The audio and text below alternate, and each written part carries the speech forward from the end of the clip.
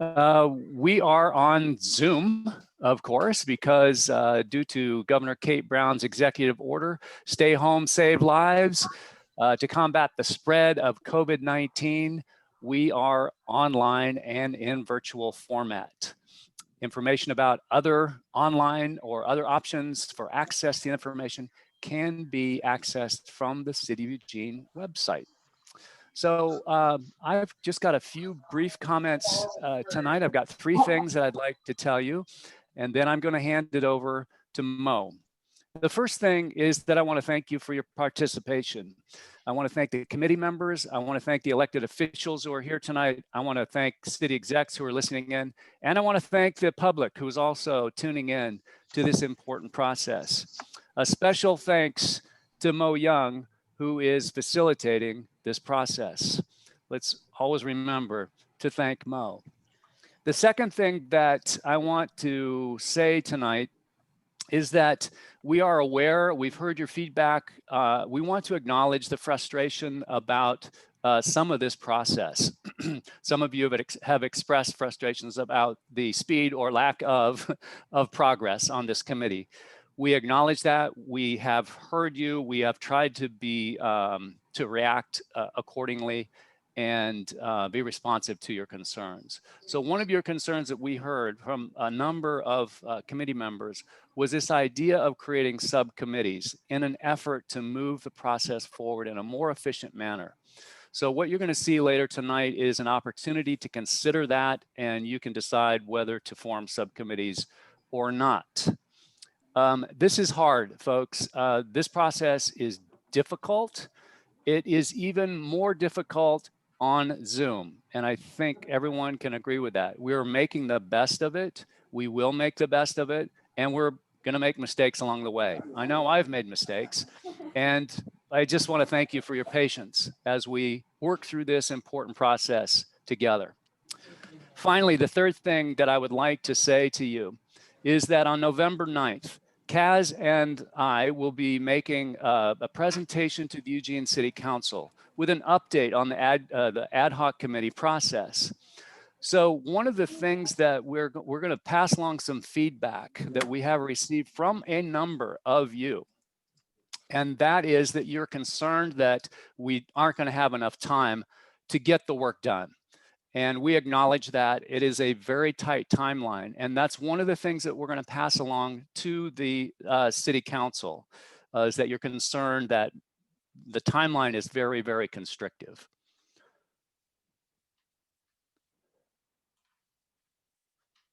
And if there is a city council person who would like to comment on that at this point, we'll make space for that.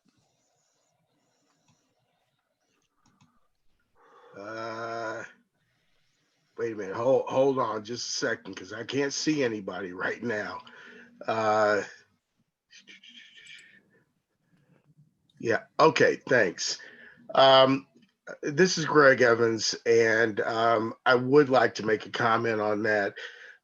You know, at first, when Jennifer and I talked about forming this committee and you know, having it for a short duration, our idea was and continues to be that we didn't want to, you know, have a very long process that would continue on for, you know, a number of weeks and months, and then really not come up with a result that most folks could wrap their heads around.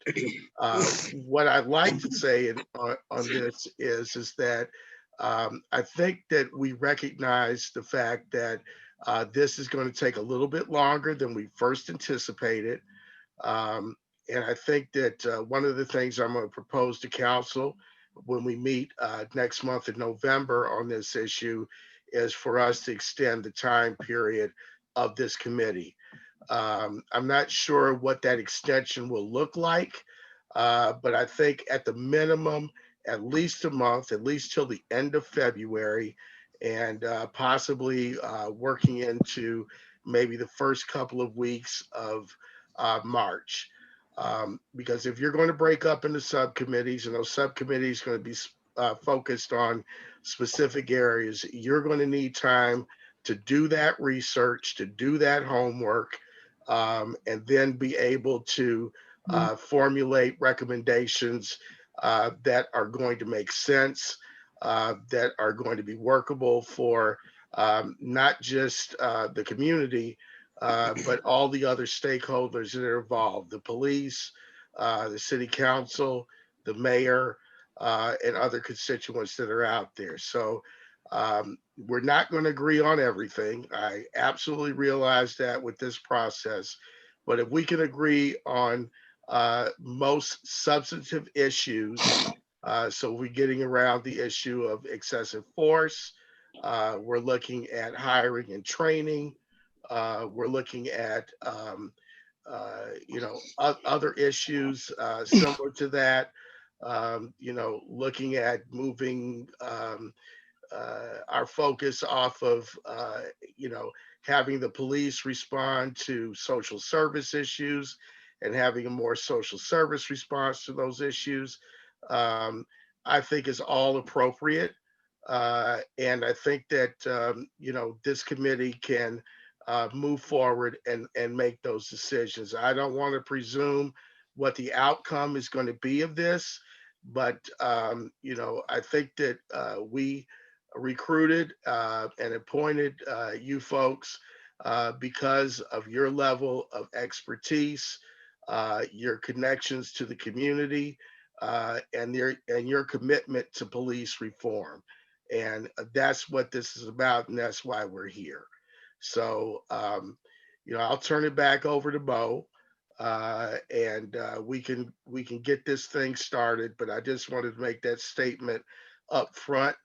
And maybe tonight you can have a short discussion about how much more time that you feel that you need to be able to thoroughly go through this process and make the kind of recommendations that are going to foster long-term change. Councilor Evans, thanks so much for your comments. Committee members, thank you. I'm going to pass it over now to Mo. All right. Hi, everybody. I want to just take just a second to acknowledge that some of you may have had the same day that I had, which was full of thinking about Philadelphia and not much else. So for those of you whose minds were full of thinking about mental health and police and Black men and how sometimes those things can all go terribly wrong, I want to give an extra special shout out for the fact that you're here today. So thank you for that.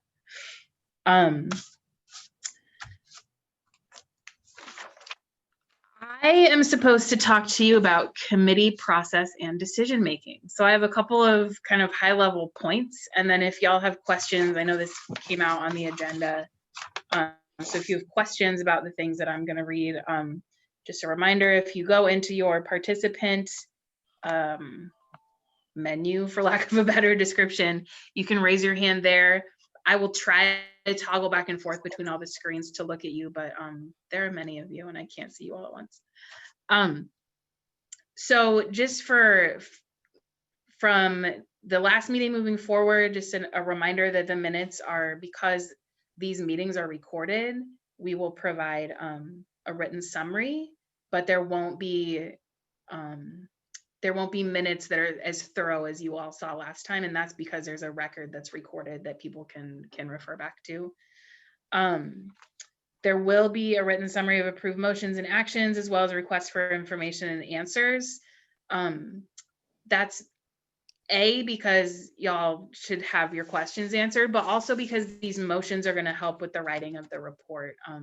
It's really important to us as the facilitation team that we get your words exactly how you want them, so that when we complete the report, it shows up. Silver, I see your hand. I'm going to call on you as soon as I have 2 more bullet points, and then I'm going to call on you. The motions are what we'll use for committee decision making. And so again, especially just for folks who aren't familiar with motions, and what I even mean when I say that, somebody makes a motion, they say, I move that we end this meeting at 8 p.m. And then someone else has to second that motion. And if there's a motion and a second, we get to have a discussion about it and there gets to be a vote about it. If I make a motion and no one seconds it, then there's not a discussion about it. There may be someone who makes a slightly different motion, but that's how that works. And then lastly, I cannot emphasize this enough. Let us know if you are not able to attend any of the meetings. We sent out the doodle poll and we set dates, because if we don't have a quorum, we can't have a meeting. So just a reminder, 16 of you is a quorum, and we can't make decisions unless there are a minimum of 16 of you present. So Silver.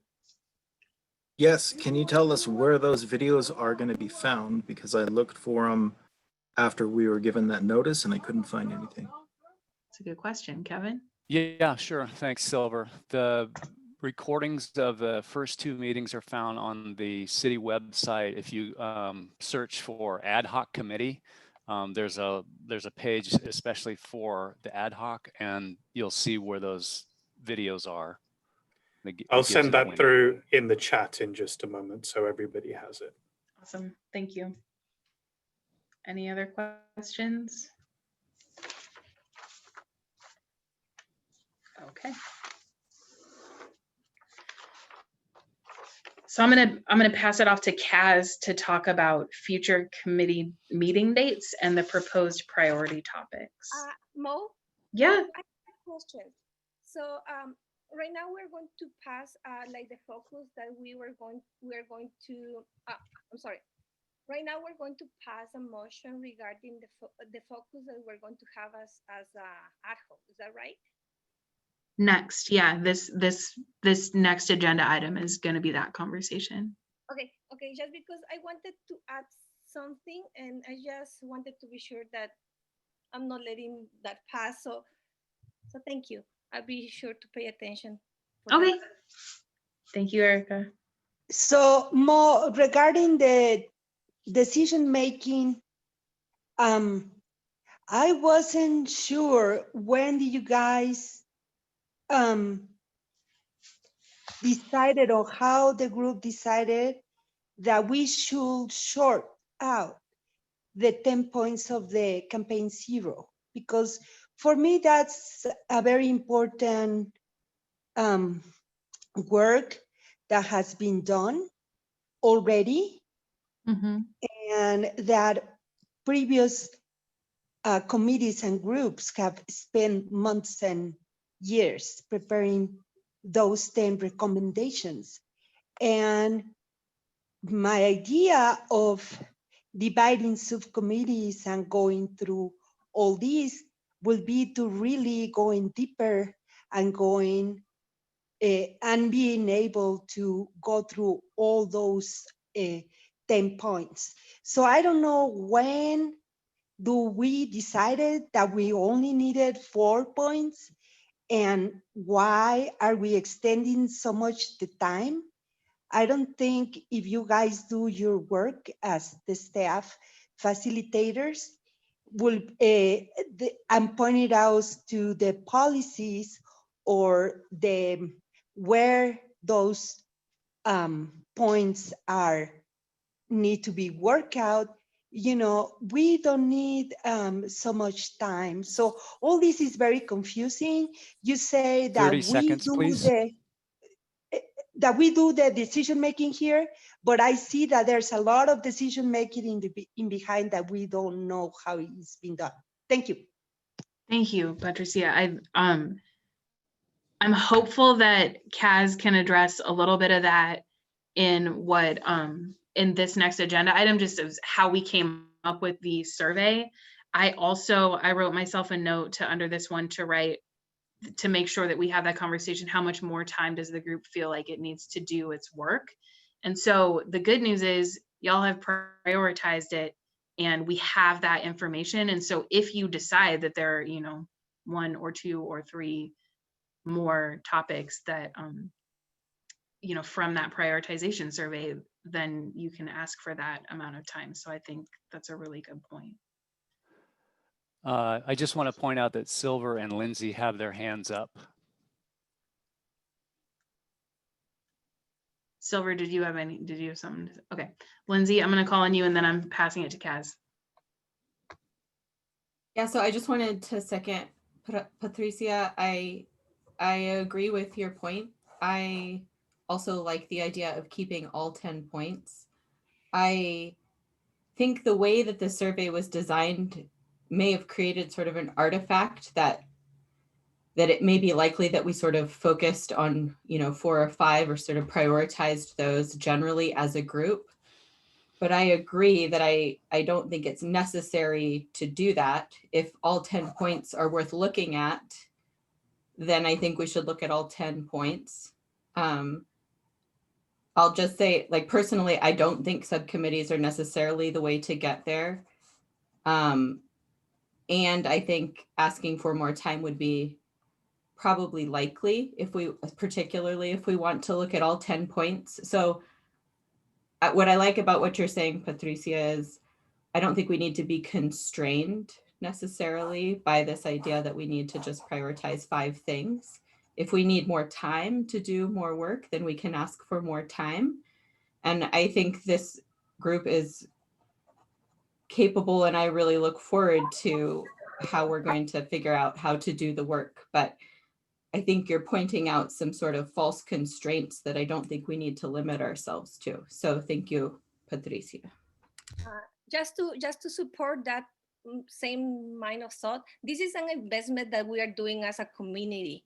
So I don't think that if we're brought to the table, I don't think that our concerns should not be honored because of time. I think definitely is an investment, and I really hope you can see it as an investment, because right now we have an issue that is happening in the community where police actually is regulating art, and they Patricia, in the essence of time, I'm going to ask that we if we can move along. This is Erica. Kevin, this is Erica, Yes. and I'm just please let Erica, me. sorry. Thank you. And I think it's important because this is also an act of brutality that has been incited by police going into the media. So maybe right now we are not talking about a brutality that has been impregnated in people's body, but it is a mental health aggression. So I think right now I feel the same way. You know, I am invited to talk about these things, important matters, but then I'm saying, you know, we don't have time to do this. So what are we here for? Okay, if I can address all of those concerns, and they are intended to be addressed during the course of the next few minutes, when I allow you to have a look at why we've taken the approach that we have and how it will evolve, particularly in the light of Councillor Evans's statement today. So bearing in mind that when we started out, we had a very limited period of time on the 31st of January and a huge amount to get through in that period. So the facilitation team's #1 priority was to ensure that we were able to cover the items that were of most interest and concern to this committee. I'm going to attempt to share my screen, hopefully with the packet. And I will then talk you through how we've gone through the prioritization exercise. So the prioritization exercise was done in order to ensure that, given that we had this understanding that we had a limited amount of time, that we would cover the issues that were most important to this group. We also took the view that, given how complex some of these issues are, we would need to ensure that there was effectively one meeting, give or take, per topic area. But there was no way that we could fit those meetings into the time allowed. So the prioritization exercise identified the top 5, and then further down as well, areas that the committee as a group had expressed an interest in looking at further. So that was our intent in undertaking the prioritization exercise.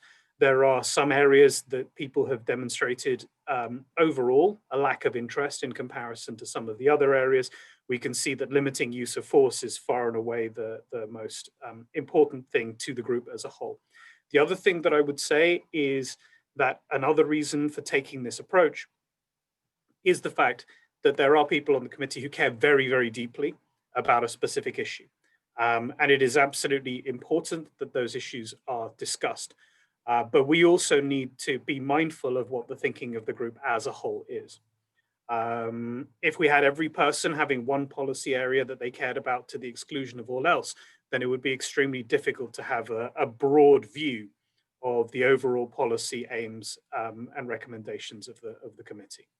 So that was the thinking behind the approach that we have taken. I will now talk you through a little bit again about our thinking on the subcommittee proposal. So one of the things the members of this committee expressed very strongly in a range of different forums was that this is not an appropriate forum for the kind of discussion that really needs to happen, the detailed diving into policy discussion. And also some members said that they were uncomfortable sharing personal experiences, trauma that they may have in a broad forum. So with that in mind, we looked at these three main issues. First of all, the time limitation, ensuring that everybody has the ability to engage. The size of this committee means that that those who are most willing to speak are the ones who will be heard. And as we saw at the last meeting, we had 5 or 6 people, I think, who had an interest in speaking and were unable to do so.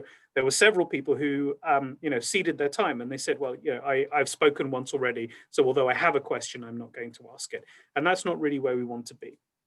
One of the things that several people suggested, and including Alai, who's not here today, was that we have breakout groups within these Zoom meetings. Now, there are a range of logistical reasons why that's extremely difficult to achieve, if not impossible to achieve. And so with all of these things taken together, we took the view that having a subcommittee structure would allow us to be inclusive, because if we have no subcommittee structure, then everybody, only those people who have a level of institutional knowledge, who have some prior experience in policy making in some way, shape or form, and police policy making in particular, are best equipped to engage in this process. Those who have not had that experience will have nobody to help guide them through the process. And so with all of those things in mind, we put something together specifically to allow people to engage in the best way possible. And I've heard people say here that they feel that they're being artificially limited. And I would say that actually our intent has been the contrary. It has been to ensure that, given the limitations that up until very recently we thought we were working under, we could give people the greatest amount of time, the greatest amount of freedom as a group. And that is critical to remember, that the group has expressed its priorities in that survey. And the reason that for us is going to be a very, very important document is, as I said, individuals will have the things that they care about, or small groups will have the things they care about. This gives us a sense of what the committee as a whole has prioritized. So with that in mind, we moved forward to creating 4 subcommittees, or putting forward the proposal to create 4 subcommittees, dealing with the areas that are of the highest priority to the members of this committee. And our idea, which you can see in this table here, was that we would have a cyclical process. So we would have a presentation. The presentation would then give all members the same information. And working from that basis, members would then be able to break into subcommittees to discuss that information and the 2 policy documents, Campaign Zero and 21st Century Policing, in significantly greater detail. Once that had happened, they would then be able to report back at the next meeting. So everybody would have had the initial presentation.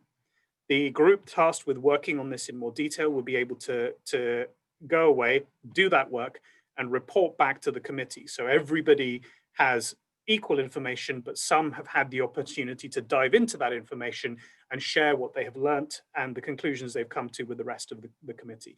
That struck us as the most inclusive way of getting through a huge amount of information in a relatively short period of time. I did try my best to design this, this system so that if there were any changes, if there was an extension, it could continue as it is. And so if you look at this, this grid here, if we were to add, say another, for example, 5 meetings, then that same process of receive a presentation, report back, do a subcommittee, report back, receive a presentation, could be continued further until as many topics as necessary have been covered. So that's the extent of what I have to say on this. I will, of course, be very, very happy to take questions. But I would like to stress above all that the intent here has been, we have 215 or so policy recommendations, potential policy recommendations we could choose to adopt. Some of those have already been adopted. And so the question we would have to ask there is not, have these been adopted, but have they been adopted effectively? Is there anything we can do to change them? And community oversight is particularly the case where we have, by all accounts, a system that is ahead of most of the rest of the country. But now that it's up and running and functional, it has its own set of issues that could not have been envisioned when the initial policy elements were put in place. And one example that I think we found we were all in, that the committee found it was in agreement with the auditor and the deputy auditor at the last meeting, was background checks and the fact that they have a chilling effect on participation. That is not something we could have known had we not already had that stuff in place. And that is not something that Campaign Zero or 21st Century Policing are pitched at. So yes, I absolutely appreciate Lindsay, Erica, and Patricia, and I'm sure others share the feeling that this has been artificially truncated. That was not our intention in doing the survey. It was quite the opposite. It was the intent to allow, given what appeared to be a very limited time frame, as much discussion and as effective a set of discussions as possible. So with that, I will hand over to any questions that there may be. So I see Josh couple hands up. Purvis first. Point of order. As I understand it, the motion itself has been proposed in a letter by Daniel, but it's not yet been seconded. So should we not begin a process of moving the motion forward before having discussion about it? We can do absolutely. I mean, what I've been talking about has been the background to the motion. So we're not yet to the point of talking about the motion. I have been talking about the information that was contained in the packet. What Daniel has put together, we received an initial motion asking for subcommittees prior to us sending out the packet, which Daniel then revised. So our work and Daniel's work are kind of two separate streams in that sense. We are not committee members. So I am not putting forward a motion by any means. I am putting forward a proposal to the committee that the committee may choose to adopt in whole or in part, based on the fact that I've been tasked with taking this enormous amount of information and breaking it down.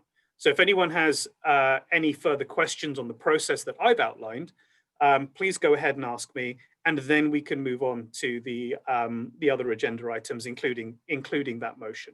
Is that have I been clear there, Josh? Yes. Okay. Leah Edelman.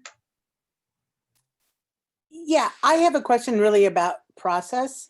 So I hope that this is the appropriate time to ask it.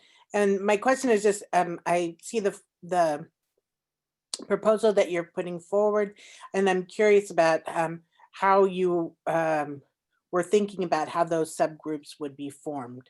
Would people be able to join whichever subgroups they wished, or is it some other process? So we have a number of constraints acting on us, or we did, and we technically still do, although council is I believe in the process of reconsidering. And what I've had to do is to take into account the possibility that that will happen, but also the possibility that it will not. So that's the overall background under which I'm operating. With that in mind, the process of appointment to committees, I've done some thinking around it, and I believe I've come up with a solution that is fair. Although, of course, the committee would not need to necessarily adopt this. And what I was going to ask committee members to do is I will share, when the appropriate time arrives, a Google document with everybody's names, and I will ask you to, if the committee chooses to adopt subcommittees, I will ask you to give your preferences 1, 2, 3, 4, and then hopefully by the end of this meeting we will be able to show who has asked for asked to be on a particular committee. I think in the interest of, and I believe Daniel's motion includes this as well, but in the interests of allowing everybody to participate and to have an equal say, I think it's sensible that that everybody should only be on one subcommittee. Otherwise, we end up with less a subcommittee than a slightly smaller version of the same committee. I'm guessing, for example, with use of force, more than the 7 or 8 people that you'd usually see on a subcommittee would want to be on that. And so it'll be up to members to decide which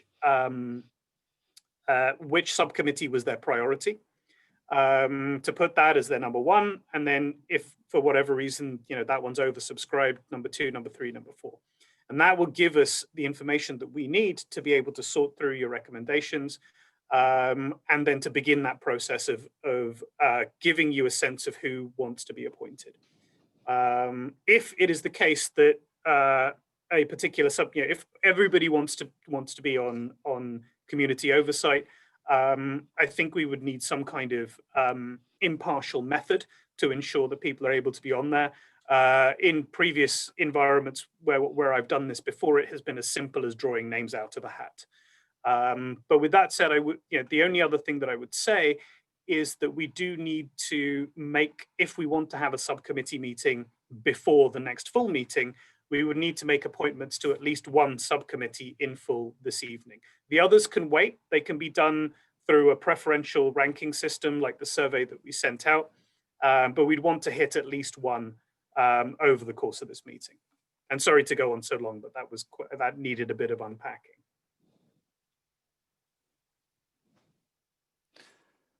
I see one more hand, Lindsay Fultz, and I'm also keeping an eye on the time. We do want to make space to move on to the next agenda item where the committee can consider motions. Lindsay, and then Midas Well. So I have a motion, so if we can't consider motions now, I'll just wait. How about Midas Well and then Lindsay? All right, can you hear me fine? Yep. Yes. Cool. I just had a really quick question on the subcommittees. I was looking over the document. Now, are these subcommittees going to be in addition to the meetings already scheduled, or would those take place of those meetings? They would be in addition to the meetings already scheduled. Got it. Thank you. All right, Lindsay. So just for the sake of understanding where people are, I move to proceed with whole table discussions and not pursue subcommittees for the ad hoc committee. Second. Any discussion, comments? Marvin? I want to add, if we do not have. Patricia, Marvin's been called on. If you can wait. Okay, thank you. Thanks. Marvin, we can't hear you.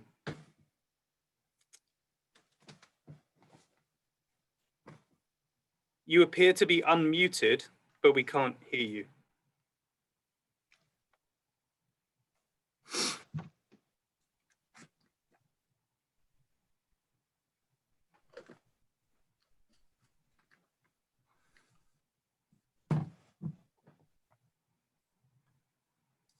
Sorry, I don't remember where I have Okay, to. how's this? Yeah, we can hear you now. I do not have unlimited time. And when you look at how the entire organization voted, provided information as to how we should proceed. That's the way we have to look at this. I do not have a hidden agenda involved in this. I want to move forward, and to have 36 people continue to talk about what they believe is good is not something that should lead to, we need to move forward on this. This topic about law enforcement in the city of Eugene, not Alaska, not LA, not DC, is where we need to go. And so having subcommittees allows us to move forward, and having continuous conversations gets us nowhere. Thanks, Marvin. So I've got Marty Wilder, and then Patricia Toledo, and then Daniel Borson. So Marty. So it seems to me if there are two motions in place and the two motions kind of cancel each other out, that we need to hear the people that made the motions, have a little discussion about why they want to do it one way or the other before we can vote on either of the motions. Marty, just point that there's only one motion on the table at this point, and that's Lindsay's. The other is on the agenda, but has not been put on the table for consideration yet. Right. Patricia?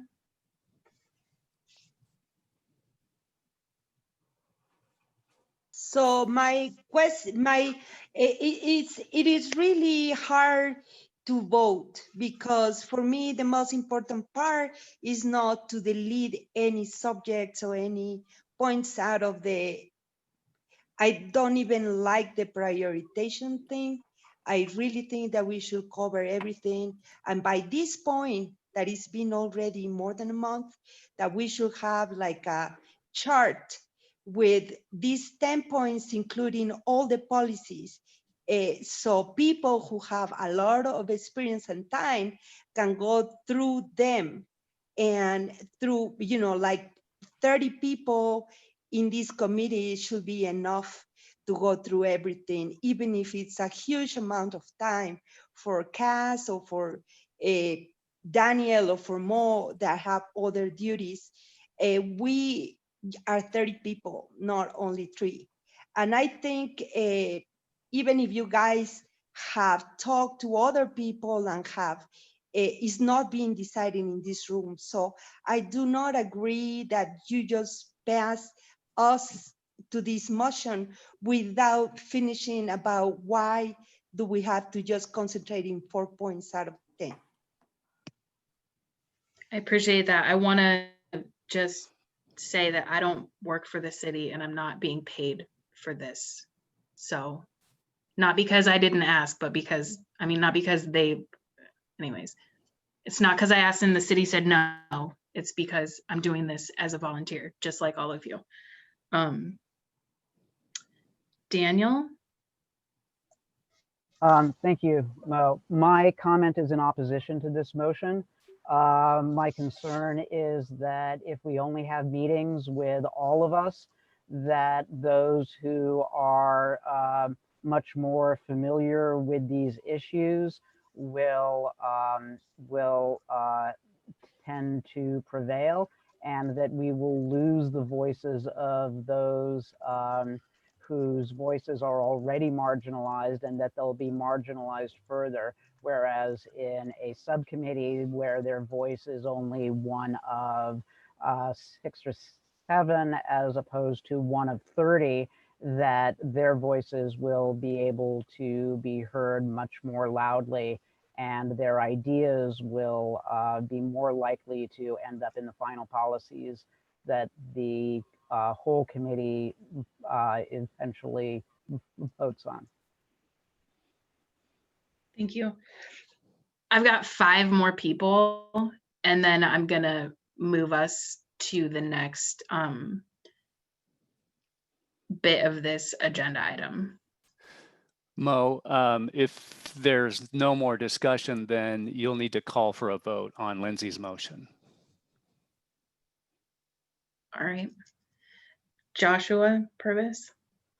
Yeah, I just want to second what Daniel and Marvin said. I'm opposed to this motion. I think the subcommittees would allow individuals to really prioritize the particular areas that they're interested in, dig into research, work with other people who are also engaged and really interested in those topics, and then present to the group their research findings for the whole committee to then discuss. My concern is if we continue at the pace we're going, we've spent, like last meeting, the first 45 minutes to an hour of our meetings talking about process. It delays the agenda, it delays the meaningful discussion and presentation of material. And I become more and more worried that we're not going to accomplish much in the format that we're pursuing right now. Thank you. Silver Mogart. So if there is subcommittees, are they going to be meeting outside of this regular time frame? One.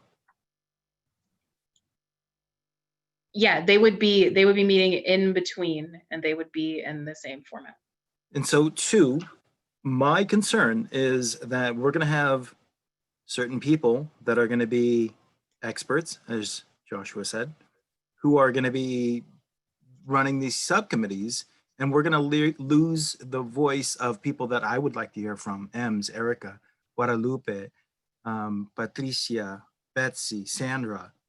We're not going to have them as given an opportunity to speak at the table as we are given as a whole at this group.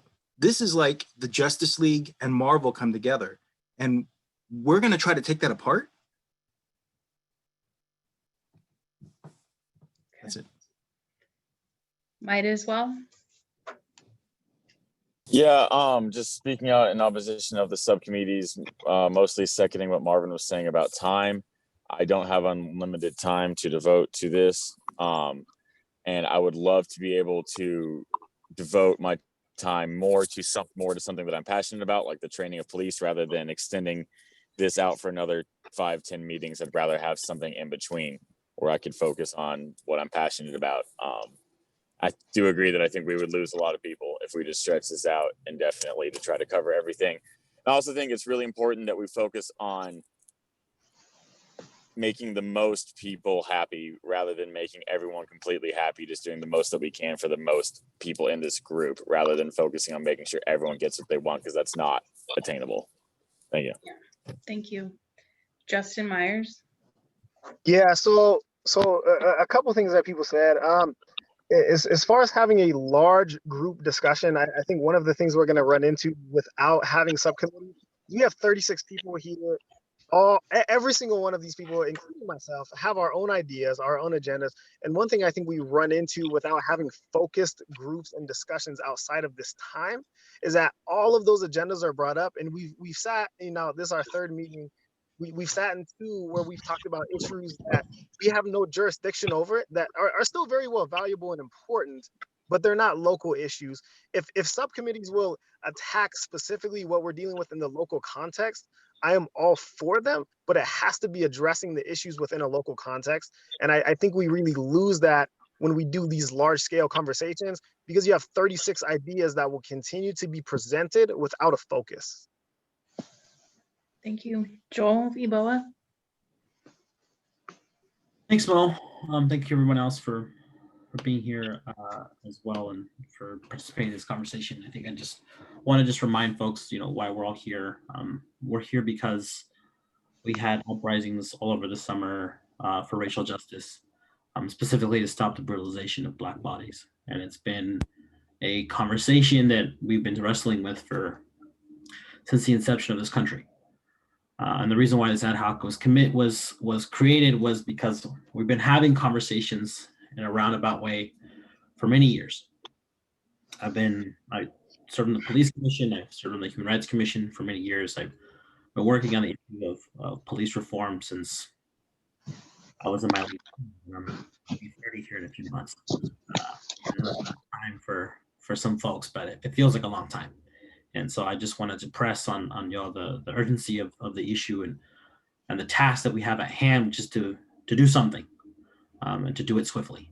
And I think our time would be best served if we could do both. So Kaz and other folks in the city, I don't know what the precedent for this is, but I do know that Zoom has a feature called breakout rooms, in which you can assign people a breakout room. So I'm curious to see if we have the ability perhaps to meet together as a large group, but then have sections of our meeting in which we're breaking out into smaller subgroups and then convening back as a whole, just so that we can have more opportunity for folks to be able to solicit and give 30 seconds, Joel. Thank you. To solicit and give a response, and at the same time have a larger group conversation afterwards. So, thank you. Joel, if I can just address that specific point. This is something that we raised with the city attorney. And what we heard back is that because it's not possible to have a recording of each of those rooms independently, that it would not be compliant with public records law. Now, that's not an area that I'm an expert in. I'm only going on the legal advice that I've received. And as a result of that, we developed this subcommittee proposal because the other thing is apparently not possible.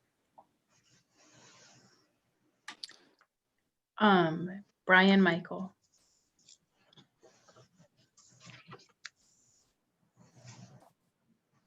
Hi there. A couple of observations.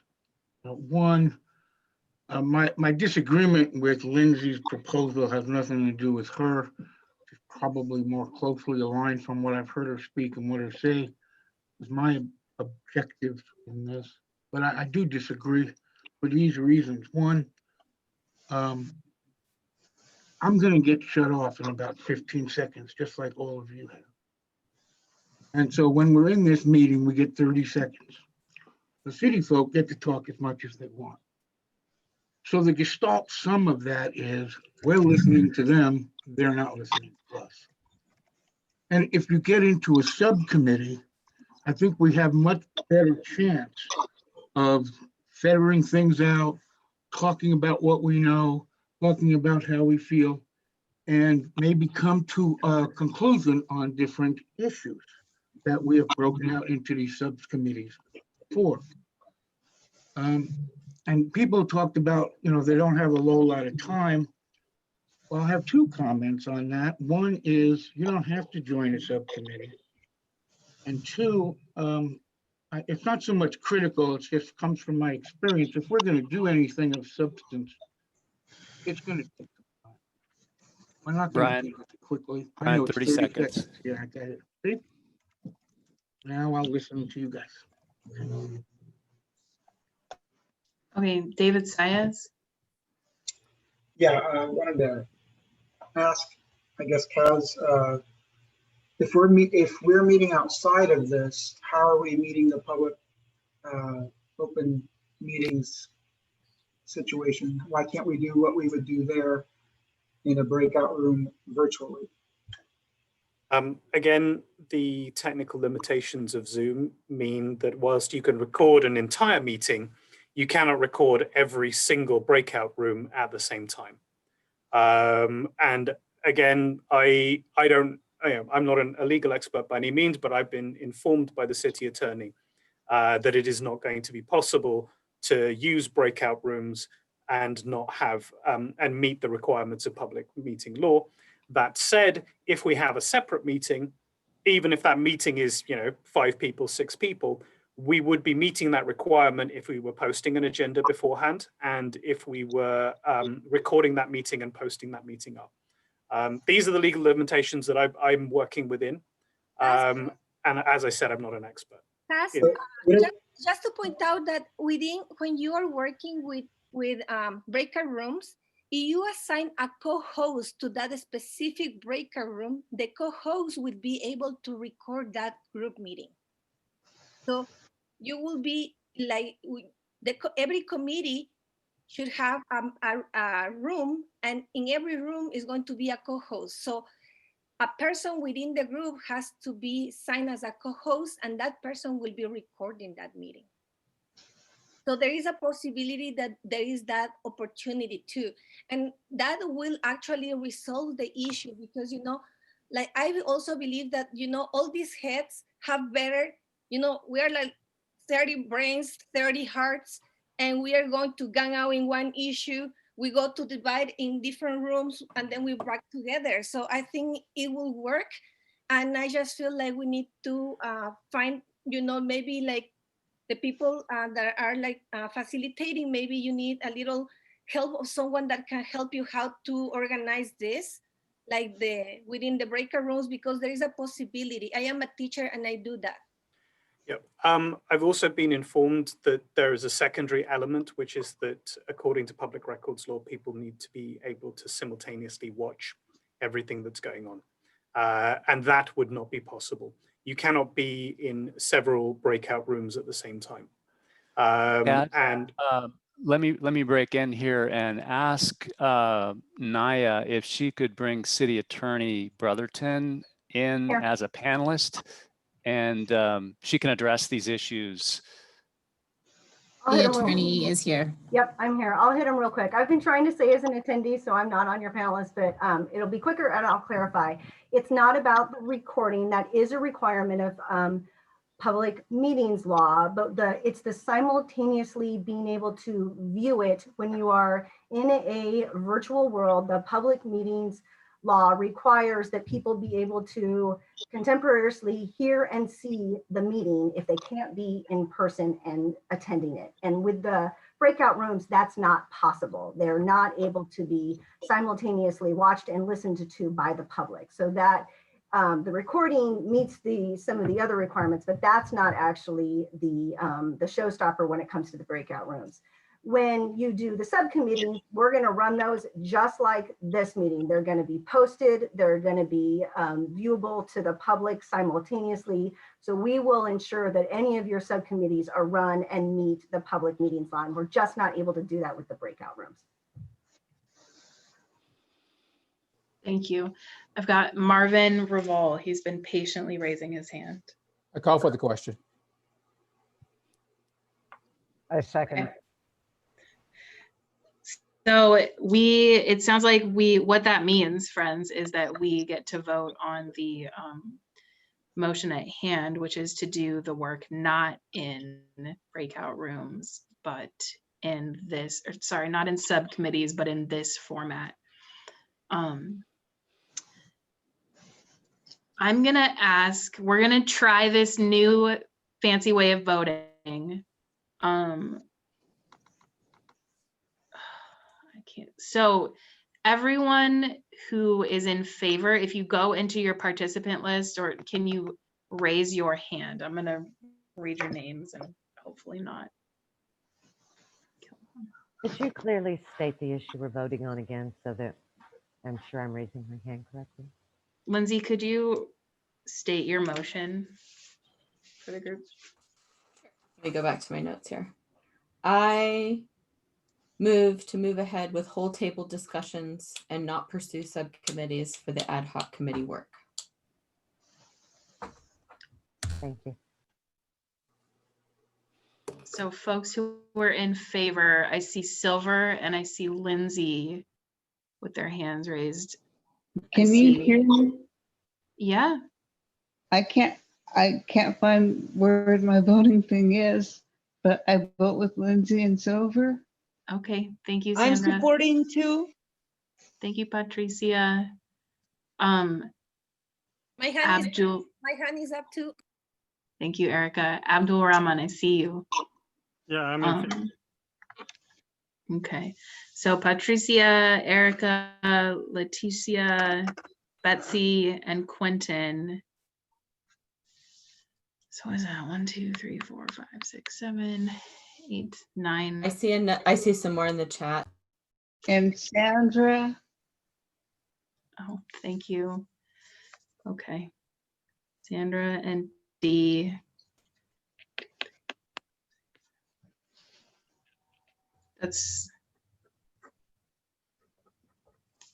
Am I counting right that there are 9 people No.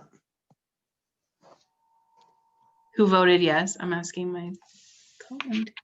Is Leticia too?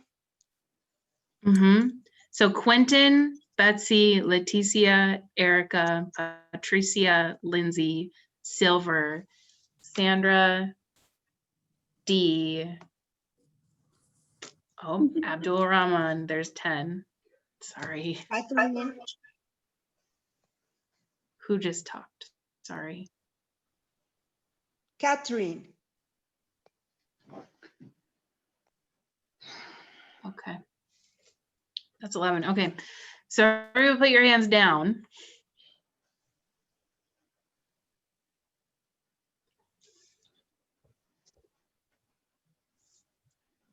I can't find that feature on my tablet. Sorry. It's all good. I don't see any hands. So now all those opposed to the motion as stated, please raise your hands. I see Josh Purvis, Rick, Ems, Marty, Justin, Daniel, Macy, Brian, Leah, Ebe, David, Midas, Guadalupe,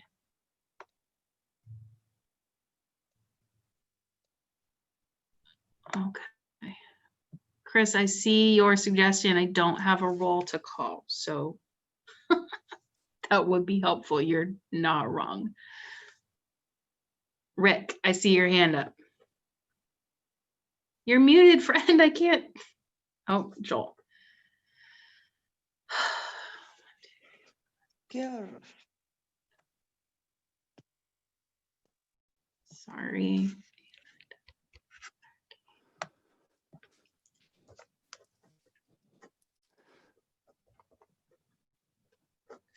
So I have 15. Mo, did you get Marvin? No, sorry. Okay. Kevin, do you have the just roster in front of you? I do in some fashion, yes. I do not. There are 41 names on my participants list. Okay. We've got 1, 2, 3, 4, 5, 6, 7, 8, 9, 10, 11, 12, 13, 14, 15, 16, 17, 18, 19, 20, 21, 22. We have 24 in attendance tonight.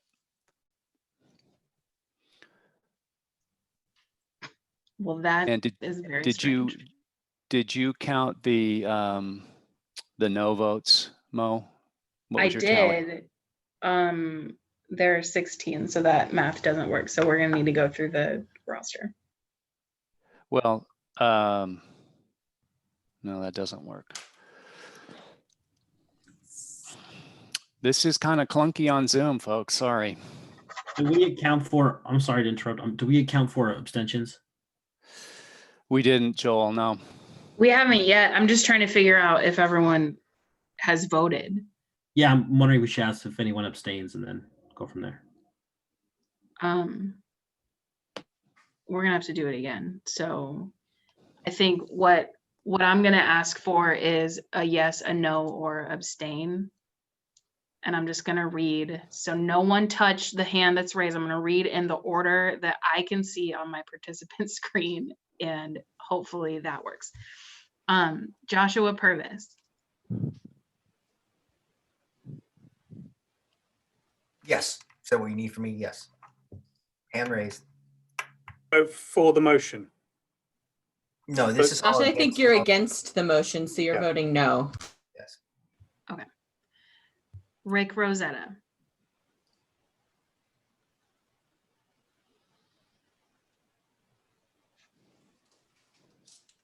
You might be muted, Rick. Yes. Yes. You are voting for no substitute. Against the motion. You're voting against the motion. So for folks who are voting against the motion, I need you to say no, because I'm just going right down the list. No. Ems. No. Thank you. Ems Avalos. No. Thank you. Marty Wilder. No, I'm against the motion. Thank you. Daniel Borson. I vote no. Macy Davis. I vote no. Brian Michael. I vote no. Ebe Hamide.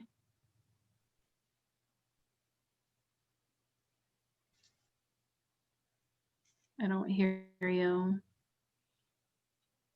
Can you hear me? Yeah, I'm voting against the motion. thank you. Midas Well, Voting against the motion. thank you. Guadalupe Quinn, No. Marvin Revel, No. Abdul Rahman Isa. Yes. Okay.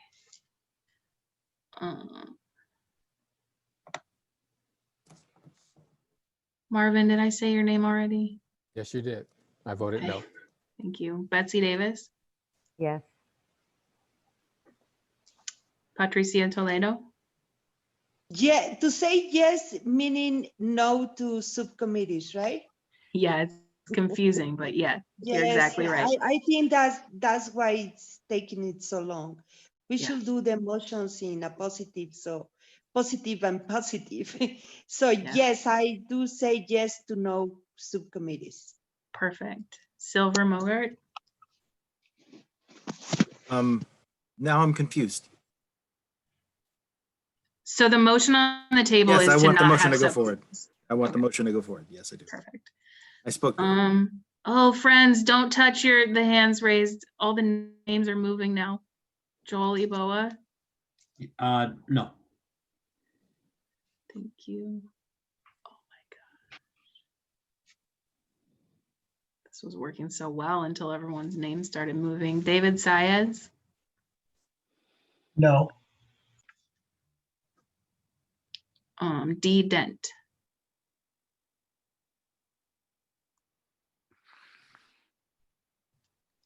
I don't believe that she's present tonight. oh, thank you. She was. No. She put yes in the chat. Oh, I'm so sorry. My bad. Okay. Ems, I called on you, is that right? Yes, you did. I voted no. Okay, thank you. Erica Lincongo, I say no to subcommittees. so you're voting yes on the motion to not have subcommittees. Leah Edelman, No. Leticia Serna, Yes.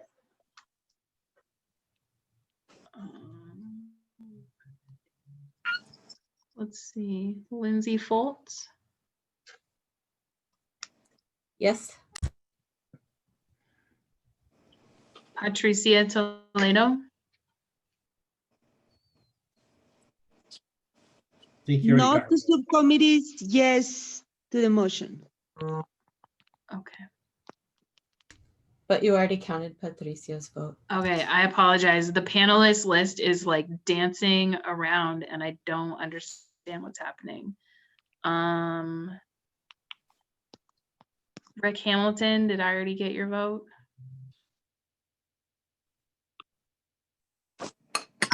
Can I abstain? Yeah, absolutely. There you go. Okay, I'm gonna ask y'all to let me know if I didn't call your name because I can't keep track of all of this. Mo, you didn't call mine. Justin, My vote is no. okay, thank you. I don't Anyone think else? it's online. Sandra, Yes. thank you. Who else?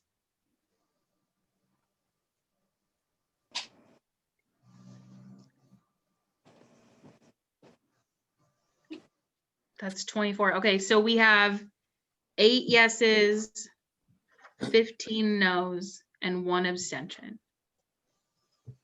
So the motion does not move forward. Can we I'm move hoping forward with the motion that Daniel passed or put forward? Somebody has to move, someone has to say it out loud, and then it needs to have a second in order for us to vote on that. All right, Daniel, you want to put forward your motion?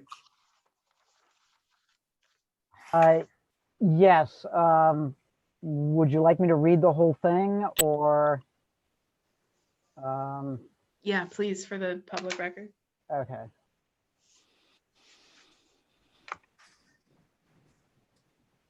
Let me bring it up. Okay. Whereas the ad hoc committee on police policy has a limited time to review the 211 policies as set forth by Campaign Zero and the President's Task Force on 21st Century Policing, with the aim of recommending which should be adopted and or changed by EPD. And whereas the requirement during the pandemic to conduct all meetings online prevent the committee from conducting small group discussions or breakout sessions over video conference.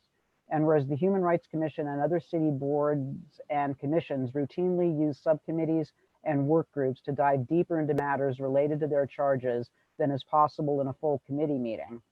And whereas subcommittees provide a structured system that is more inclusive for discussing and reporting back on policy recommendations than informal discussions among committee members who have the privilege of institutional knowledge and experience. And whereas the Human Rights Commission passed a motion at its meeting on October 20th, calling on the Eugene City Council to extend the work of the AHCPP by 3 months. This committee resolves to create subcommittees charged with discussing policies and reporting back to the full committee with recommendations. That each of these subcommittees shall be charged with considering each of the top 4 priorities outlined in the prioritization survey completed by committee members, specifically 1, limit use of force, 2, hiring and training, 3, community oversight, and 4, body cams filming the police. That these subcommittees shall consist of no fewer than 3 and no more than 7 members. That no member may serve on more than 1 subcommittee. That if Eugene City Council adopts the recommendations put forward in the HRC motion of October 20th or some other measure to extend the time allotted to the committee, the AHCPP will consider topics in the order they appear in the prioritization survey and create further subcommittees, 1 linked to each policy topic. That if the Eugene City Council adopts the recommendations put forward in the HRC motion of October 20th or some other measure to extend the time allotted to the committee, a fresh round of appointments to subcommittees will be made, and that membership in the additional 4 subcommittees cited in this motion will not be considered as, quote, serving on more than 1 subcommittee, end quote. I second the motion. It's Josh Purvis. Thank you both. Any discussion?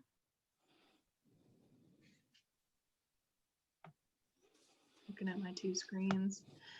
Okay, I'm gonna read, oh, I see Ems has her hand up and then Brian.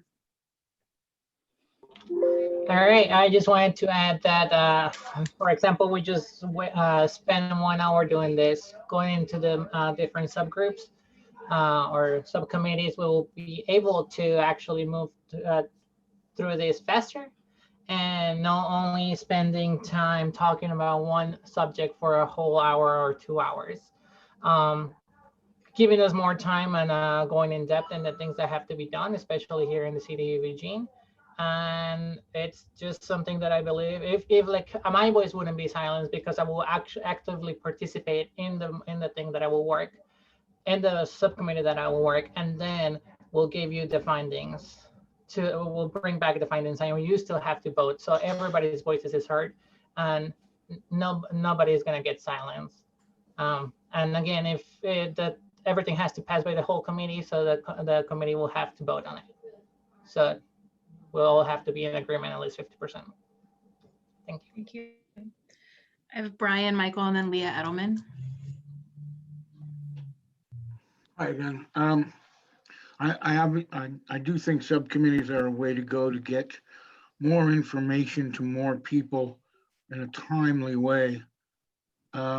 How these are structured may not be consistent with what Daniel expressed.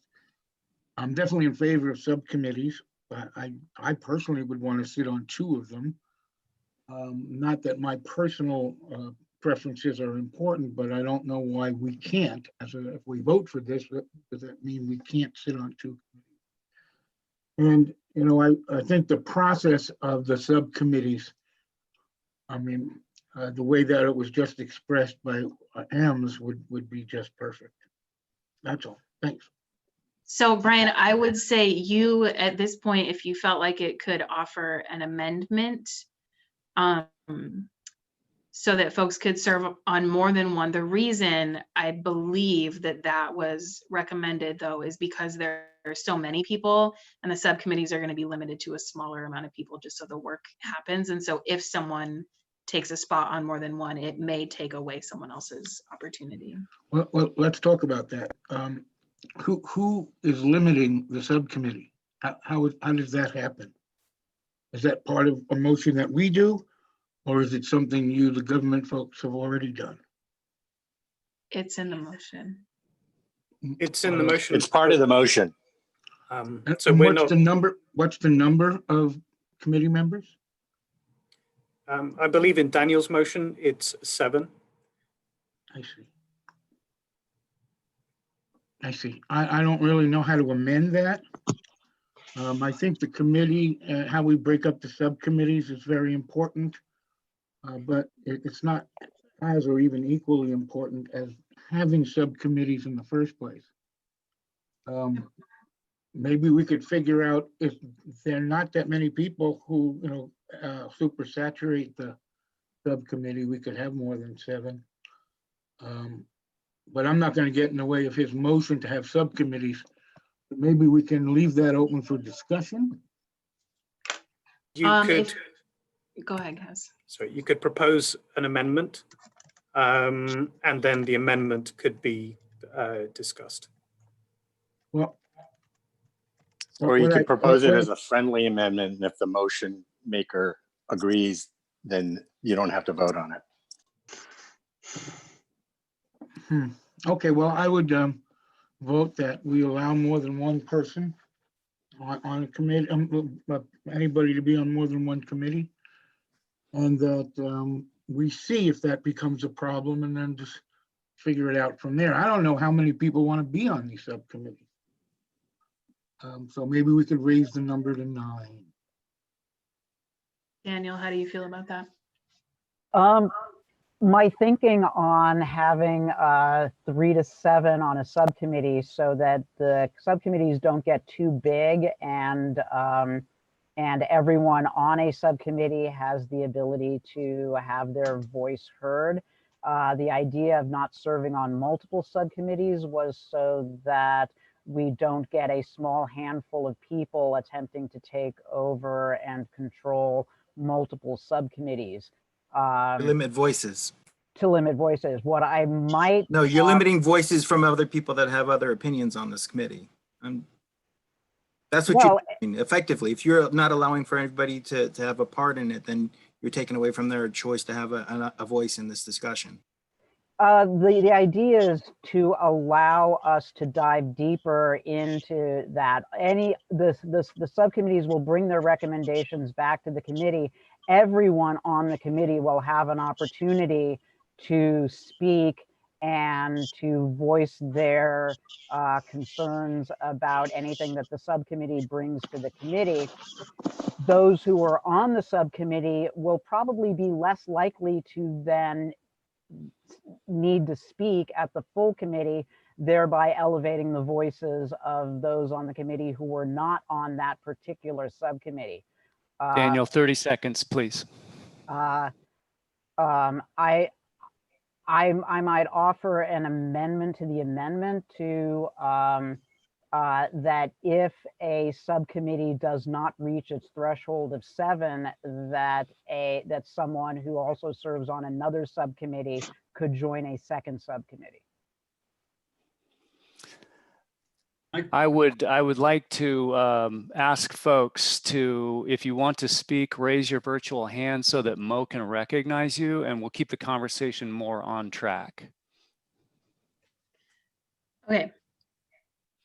Leah Edelman. Okay, now a couple of things. One, I really would like to encourage us not to get so bogged down in Robert's Rules of Order. We can have this discussion without an amendment being on the table because we are discussing the Daniel's proposal.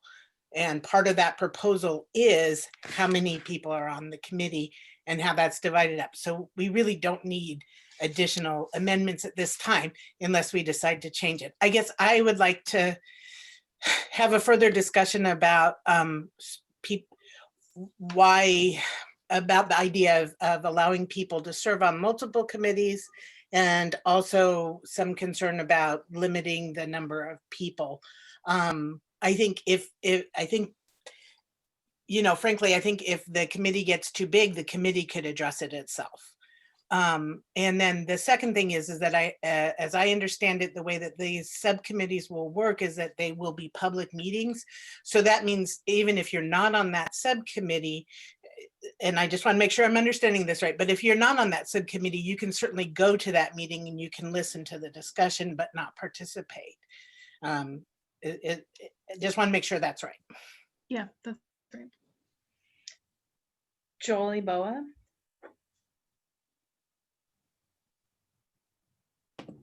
Thanks, Mo. Yeah, no, I appreciate everyone's some people's concerns about not having access to certain subcommittees. I think if and when we push this through, then we can have a conversation about what the subcommittees could look like, who would like to serve on different ones, and then have a conversation from there. Daniel, I see your concern about the size. I definitely don't think it should be over 9 people. Ideally, be 5 to 7 people in the subcommittee.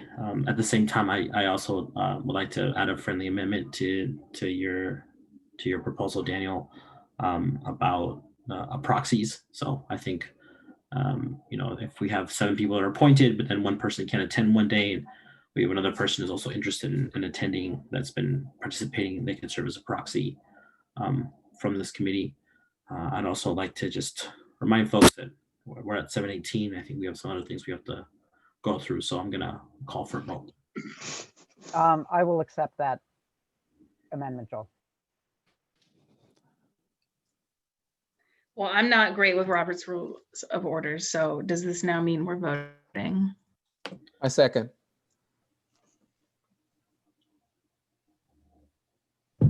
So there was a call for the vote. So you're going to vote, and as I understand it, there is the motion on the table, Daniel's main motion, with Joel Boa's friendly that he accepted, and I assume the second. I think I heard the second accepted as well. So the motion that is on the table is Daniel's main motion with Joel's friendly. All right, I'm going to ask Kevin to do the roll call vote. Yep, I'm going to do a roll call vote. I'm just going to go down the list. Can we just say the thing real Hear quick? the friendly amendment again. Sorry? Excuse me, I have raised my hand. Why didn't you give me a chance to talk? The question, Patricia, the question was called, which means the vote is going to be taken. There was someone, I didn't see who was speaking, asked for the amendment to be read so people are clear on what they're voting on. Can we read the whole thing, or just succinctly, at least, just so we're clear what we're voting on? What does a yes mean? What does a no mean? Right. Midas is pretty long. There's an email sent. Totally. I meant just so we don't have the same problem in the last vote where people was like, what does my yes mean? Yes means subcommittees. So you want subcommittees, and you want them to consist of no more than 7 members, and you want people to not be able to serve on multiple committees unless they are a proxy for someone who's not able to attend, which was the friendly amendment that was proposed and accepted, proposed by Joel and accepted by Daniel. And just, I think we also agreed, perhaps, I think Daniel agreed to Brian's amendment about allowing a person to serve on more than one. That's the proxy. As long as it doesn't displace another person who would like to serve, who hasn't had an opportunity to serve on a subcommittee. So if there's room, and no one else wants to be on 3 or 4 subcommittees, and someone can serve on more than one. Is that correct, Daniel? Yes, that's correct, Okay. Joel. Sorry, Cass. Appreciate that, Joel. All right, so I'm going to just go down the list of names. I'm going to read your name. And if you would indicate yes or no on the motion. Josua Purvis, Yes. Brian Michael, Yes. David Saiz, Yes. Guadalupe Quinn, Yes. Patricia Toledo, Yes. Betsy Davis, Yes. Marty Wilder, Yes. M. Zavalos, Yes. Rick Hamilton, Yes. Quentin Reynolds, Yes. Midas Well, Yes. D. Dent. I think D might have had to leave. Jason Mock, Yes. David Tam, Jolie Boa,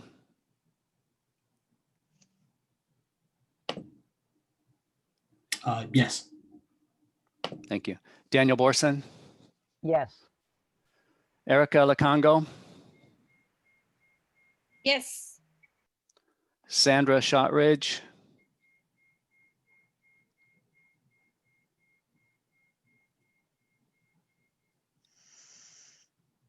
Sorry about San, that. Yes.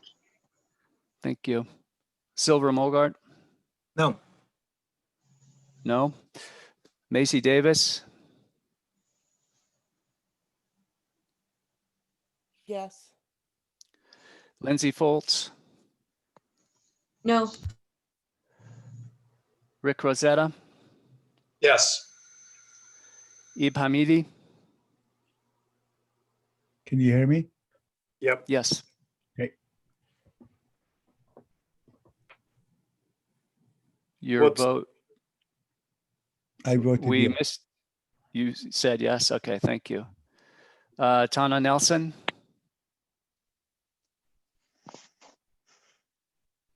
Tana's not here. She's sick, so I'm here in sub for her and on behalf of me, no. okay, I'm not sure who that was. Was that That Leticia? was Leticia. Okay, and I'm sorry, was that a no? It Yes, was. that was a no. A no, thank you. Marvin Raval, Yes. Leah Edelman, Yes. Alain, I know she's not able to make it tonight. Justin Meyers, Yes. Abdul Rahman Isa. Yes. All right.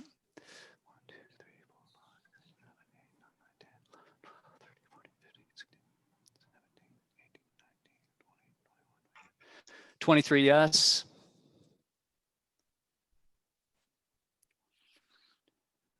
Three no. The motion carries. Thank you for having a roster, Kevin. That was much easier. Patricia, I see your hand up. Thank you. I was going to suggest that we keep the calendar that we work on for subcommittees consideration, because I cannot do more than one night a week for this purpose. And it would be very unfair that I don't participate in the subcommittees because I don't have more time to dedicate to this affair. If I may speak to the logistical details, Patricia, the meetings that we have scheduled that you did the doodle poll for, those will be full committee meetings. We have not decided on the dates of the other meetings, although I will probably be the facilitator, and I am happy to make time on weekends if that is what people prefer. So we'll be sending out another doodle poll, and it won't be more than one night a week, because at the moment we effectively have meetings every 2 weeks, give or take, except in December.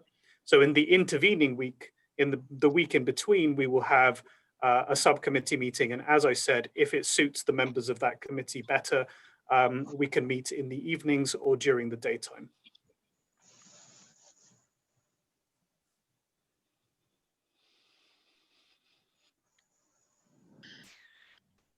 Okay. Thank you. Mo, I have an idea to fly past you. So one thing to consider is to populate the first subcommittee, which according to the motion that was passed would be community oversight, because that subcommittee is going to need to meet before the next large ad hoc committee meeting on November 10th, I believe it is. I'm gonna say yes, but not yet, because what I really want to get to in this item, Councillor Evans asked the group to talk about how much more time do you think you need? And I want to make sure that we get to that, and then we can go ahead and we can populate that committee. But yeah, that's fine. I'm just looking at the agenda items left, and we've got about 30 minutes. So just be aware of the time. I promise I've been watching the clock. Brian Michael.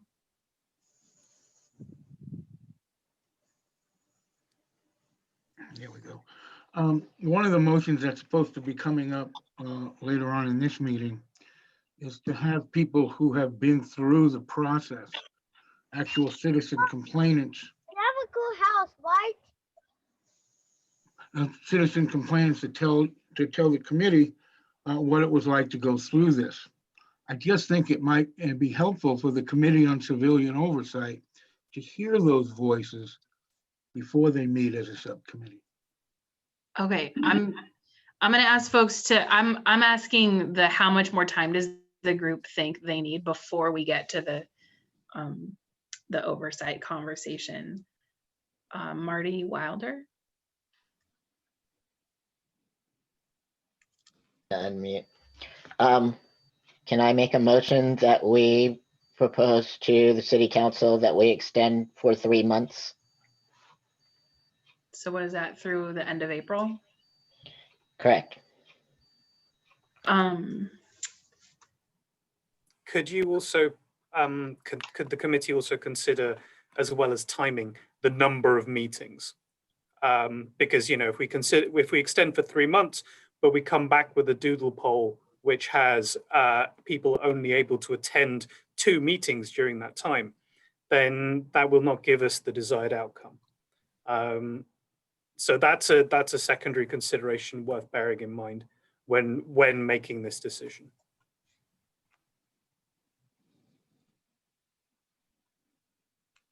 I second Marty's motion.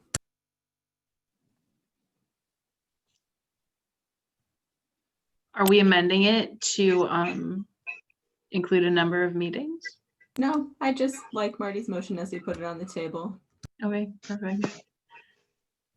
Kevin, I'm gonna ask you to take us through the vote. Well, this I would see be there's some hands up, sorry. Yeah. Patricia. Thank you. I think it's very important that we give deliverables. I hate that word. Who can help me with that word? Deliverables for the community, that we publish them at least every month about our advancement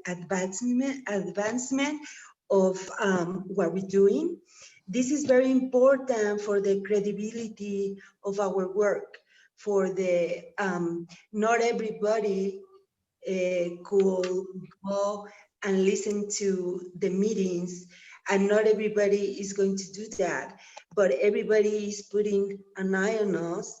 And it will be very good that we can have like 3, 4, 5 deliverables or summaries or reports about our advancement in our discussions.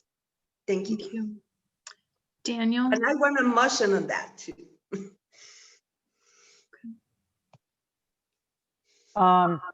My comment is in favor of Marty's motion. I think that it's important for us to look at as many of these policy areas as possible, because I think that they can all work in concert to support each other. For example, the use of body cams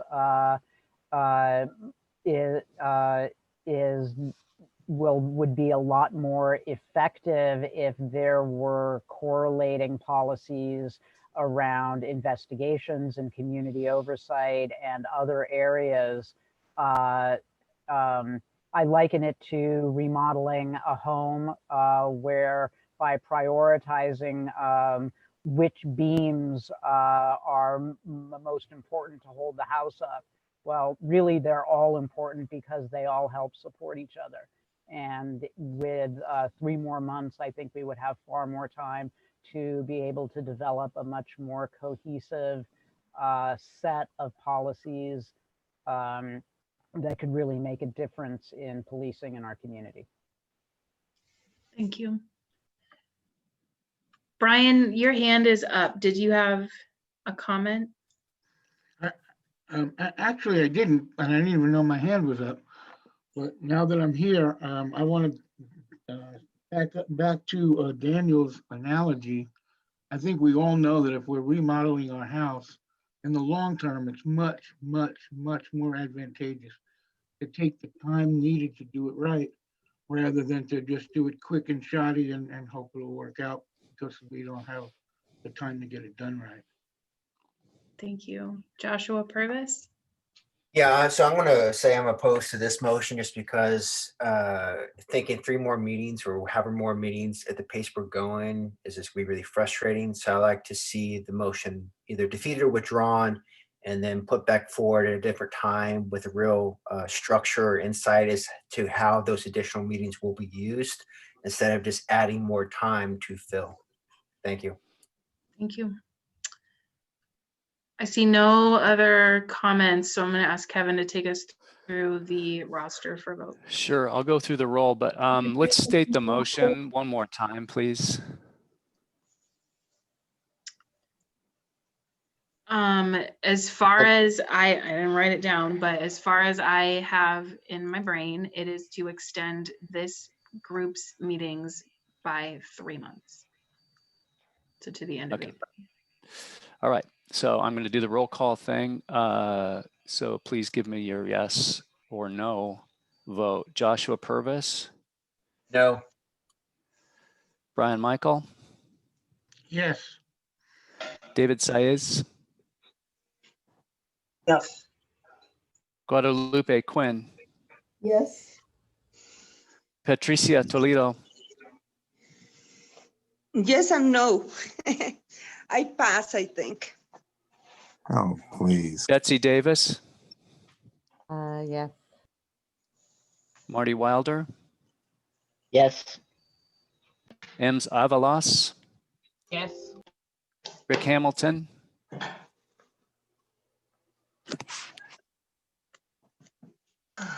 Yes. Quentin Reynolds? Yes. Midas Well? No. Dee Dent? Jason Mock? Back, no. Sorry, I missed that. No. Got it, thank you. David Tam? Joel Eboa? I'm going to abstain. No. Daniel Borson?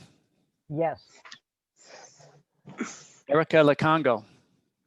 Could you mind restate it for me? Of course. Yeah. Who has it in front of them?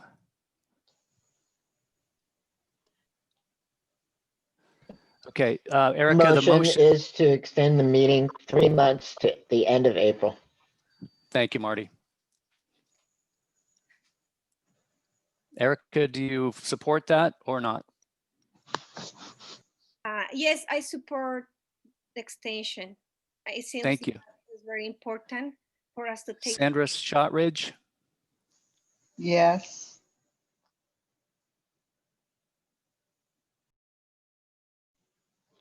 Can you hear me? Yes, Yeah. Sandra, we can. Okay, I said yes. Thank you. Kevin, you're muted.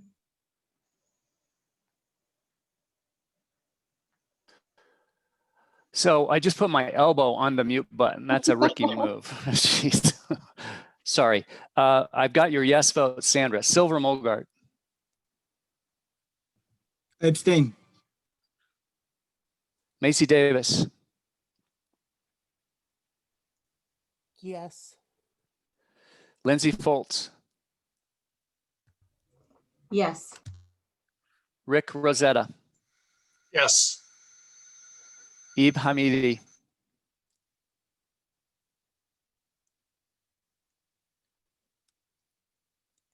Ib.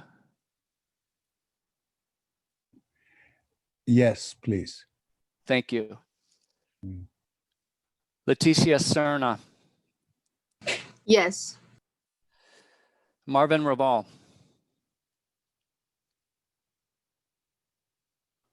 No. Leah Edelman. Yes. Justin Meyers. No. Abdul Rahman Isa. Yes. Thank you.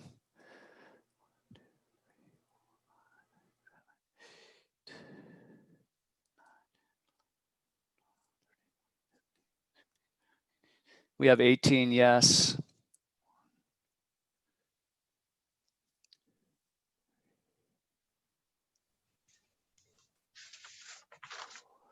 Five no, 2 abstentions. The motion carries. Thank you. Okay. So the next order of business is to figure out who is going to be on the community oversight subcommittee. Kaz, do you have a magical way of doing this? You're muted.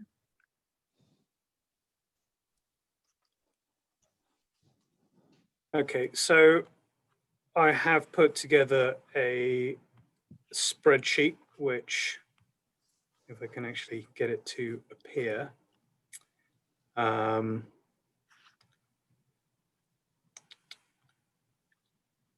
So the spreadsheet that I have together has the full set of subcommittees as agreed. So if you just give me a moment, I will pull this one out. Silver just raised his hand, so perhaps Please, just real quick. Yeah. What are the other subcommittees so that we can know what we're getting into if we are Oh, not? sorry. In the motion, it said limit use of force, hiring and training, community oversight, and body worn cameras. Those are the first 4 priorities. And then the motion also said that if the meetings extend, that the following meetings will follow that prioritization survey. Yeah, I'm going to need a few moments to get this in order to reflect the motion as passed. Patricia? Thank you. I have proposed like several times, may I pass it as a motion so we can vote? This is very important to me that we could have a chart with these major major subsections or priorities that we have decided to cover, that we do get the number of the policies of the policies that are covering those, so we can start reading and we can start going through the information, because the time that you guys give us, I think is not enough to prepare for the meetings. And I think another thing that I send you outside this format by email, it's that we could work on a Google Doc that, because it's not a private enough, we couldn't work like that, but I think it's important that we can see the advancement of the report as we advance on it, so we can still making comments and we can discuss the changes during our sessions. Thank you.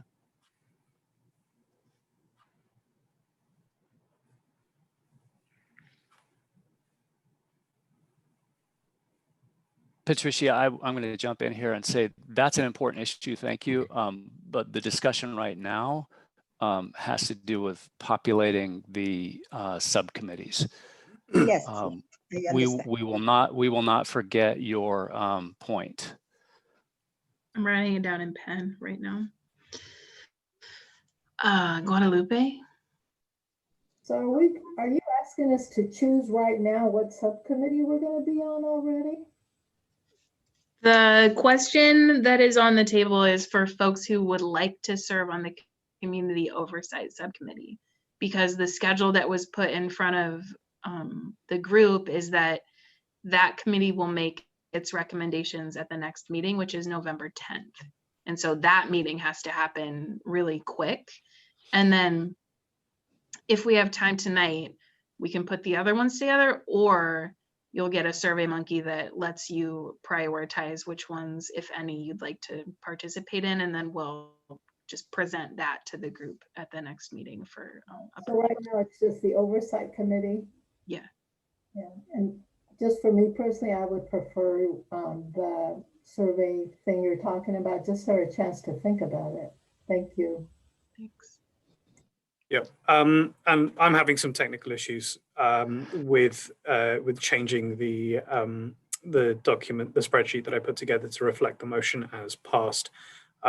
So the only thing that I can think of is that any members who want to put themselves forward for this committee, bearing in mind that they will not be able to be on any of the other three, please identify yourselves in the chat. And if we have a more than, I believe, was it 7 or 9 were passed? I think it was 7 that was passed as the total number of members. Then I will pull names out of a hat in front of people here, if people are happy with that approach. I see Lindsay has her hand up. Can you make sure that people who aren't here also have the opportunity to put their name in that hat if it happens to go over 7? Yeah, good call. Patricia? Yes, I think if it happens next week and we don't have a meeting next week, I will like to be on that one because I have more time this week. Okay. That's sorry. I'm sorry, did you call on me? Yeah. Did you have a comment? I was asking, do we raise our hand or put it in chat? Because I heard 2, so I put it in chat, but I didn't know about putting yourself forward. Okay. Thank you. And Brian Michael. Yeah, that brings me to my earlier point. I would like to be on this committee and the body camera committee, but this committee is coming up first. So can I put my name in both of those? And if too many people get on one of them and somebody gets kicked off, I can go on the one that I want, or am I bound by the sequence of the?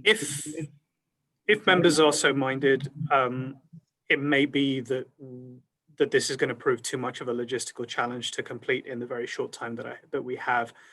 This does mean that we will miss out on one subcommittee meeting. We may have to try and fit in a couple later on. So there are motions on the table to discuss as well. And my feeling, looking at things coming in through the chat, etc., is it's going to be very difficult to achieve what I hoped would be possible in the time that we have left. So if there's a general consensus, I think we take this idea off the table and that we move to do subcommittees, to do a survey on subcommittees, bring it to the next meeting, and for that to then form the basis of our future engagement. Does that make sense? It's going to be very difficult to please everybody and take everyone's wishes into account in the very limiting technological space that we have here. Kaz, I'm looking at the chat here, and we've got Rick, we've got Daniel, we've got Betsy, we've got David Saez. So we've got those 4 folks. One new one just came in.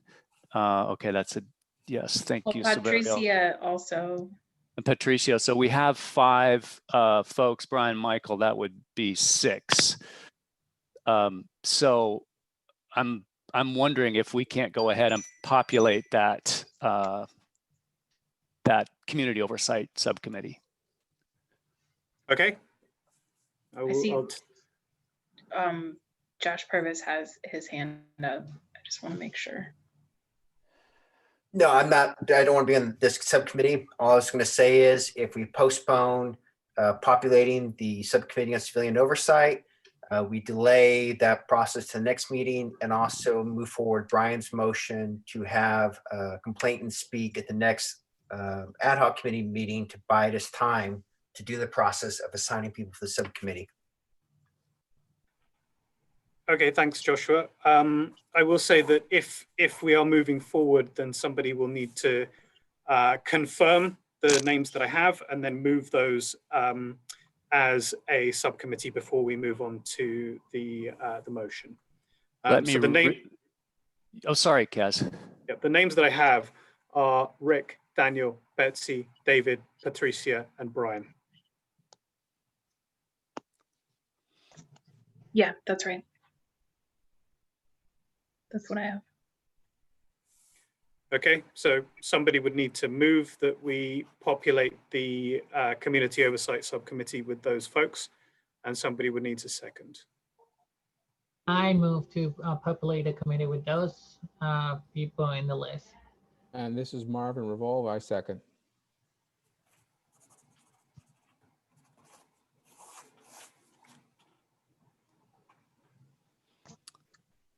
So Kevin, can you do a roll call vote again?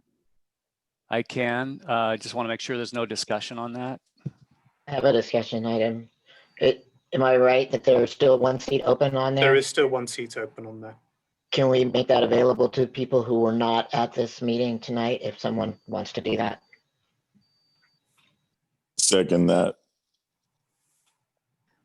Okay. Well, I raised my hand because of the point I made earlier. I mean, if the motion that to have people who have gone through the civilian oversight process is passed, then doesn't it make sense? The question has been called. What? The question has been called. Yeah, but I'm still talking. So doesn't it Not make before. sense? The question has been called, Brian. So friends, we need to vote on the committee and then we vote on the next motion. So right now the motion on the table is who's on this community oversight subcommittee. And then once that's done, we're going to look at the motion that. Correct. Yeah. So I'll go through the roll call again. Give me your yes or no. Vote on the subcommittee on community oversight. Josua Purvis. Yes. Brian Michael. Yes. David Saez. Yes. Guadalupe Quinn.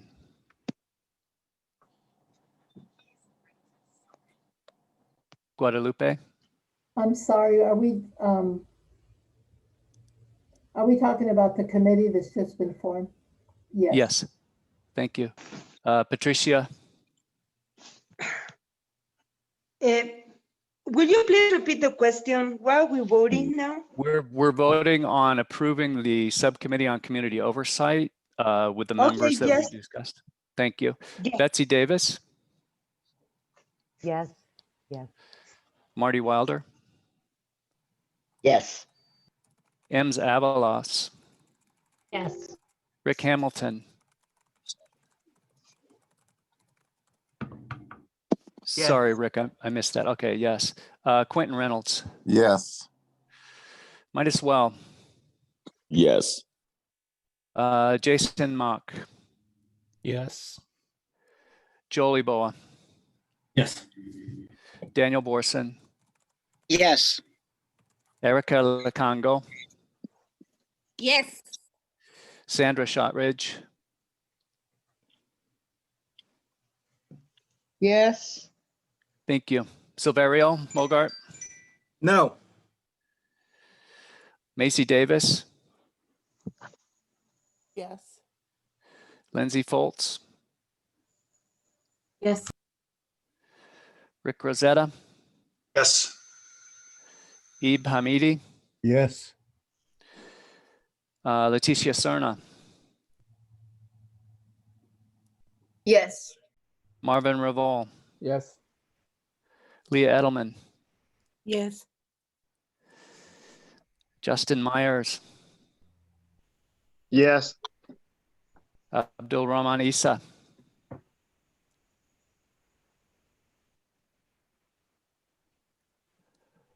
Abdul Rahman? Yeah, that was a yes. I was muted. Thank you. The motion carries.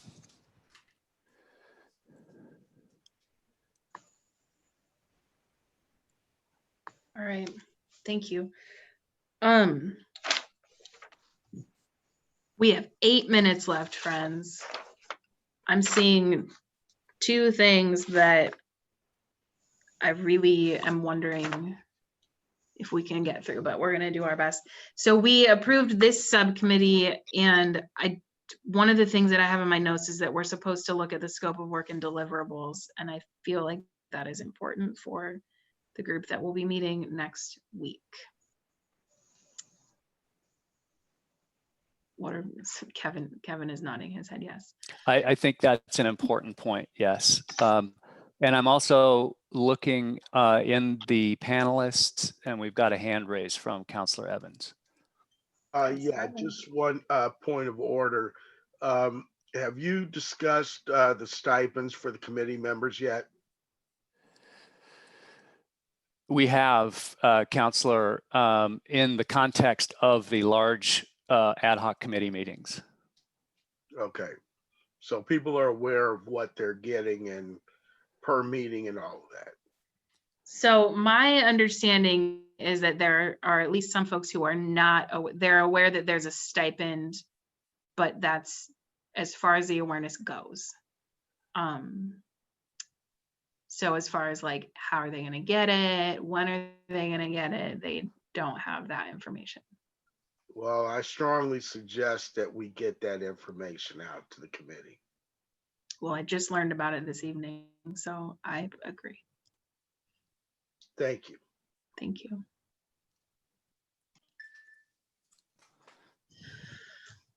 All right, so scope of work and deliverables for the Community Oversight Committee. The expectation is that y'all will meet sometime next week or over the weekend before the meeting on the 10th. And what do folks want to receive from that group at your next meeting, your next large meeting?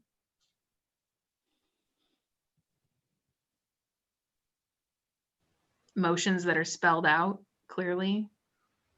Oh, Lindsay Foltz. Yes, I would love a list of specifically articulated motions for us to vote on and discuss. Or I'm sorry, that's backwards. Discuss and then vote on. And I'll just call attention. In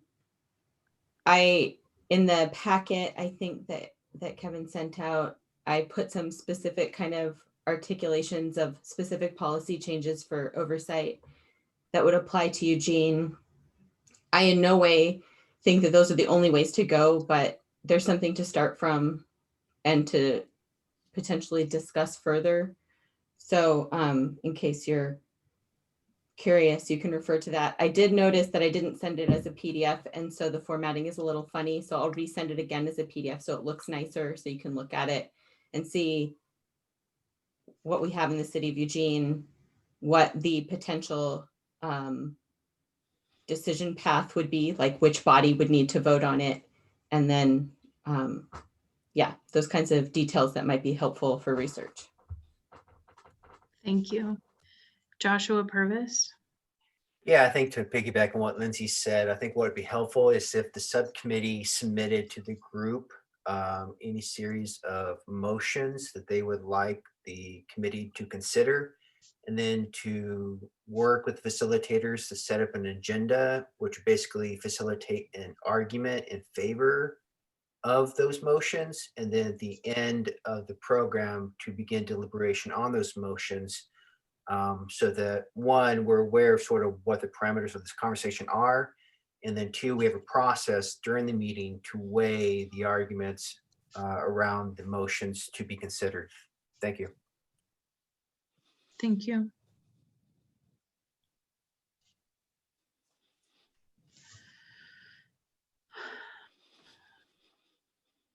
Okay. Folks who are on that committee, does that feel like a good enough roadmap for next week? You're being asked by your colleagues for specific motions to discuss and then vote on, and also for one or more of you to connect with the facilitation team about what you need the agenda to look like so that you can make your points and there will be space for deliberations. Does that? I'm looking at Patricia, David, Betsy, Daniel, Brian, and Rick Rosetta specifically asking that question. Well, let's give it a go. See if it works. All right. So, Marty, I see your hand. Yep. I know. Marty. Could I also request that if you do come up with, I don't know what you're going to be able to do, but if you do come up with specific policy proposals, that you could email those along with the packet of materials for the next meeting so that we can preview those and we don't have to hear them for the first time in the presentation. Thank you. Yep.